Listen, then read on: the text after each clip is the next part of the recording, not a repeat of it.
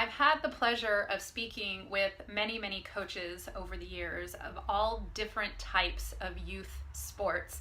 And I've noticed a pattern in a couple of the biggest concerns that they have. And the first one is, of course, time. The amount of time you have with your players is limited. So that can be a big challenge. And also having the time that you do have with players to have it be as productive as possible.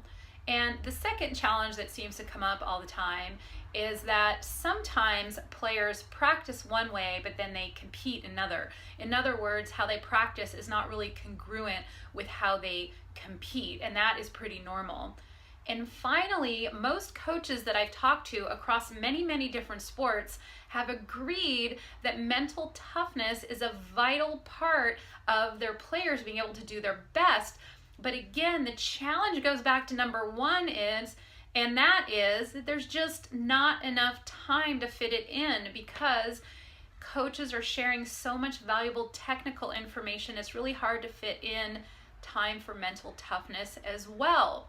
But consider this, if players learn how to be zoned in or how to have a mental toughness framework, then they can learn how to have a world-class mindset even if they're not playing at that level. In turn, they can learn to play their very best. They can learn how to practice deliberately and efficiently, and they can also learn how to compete at their highest level possible and consistently.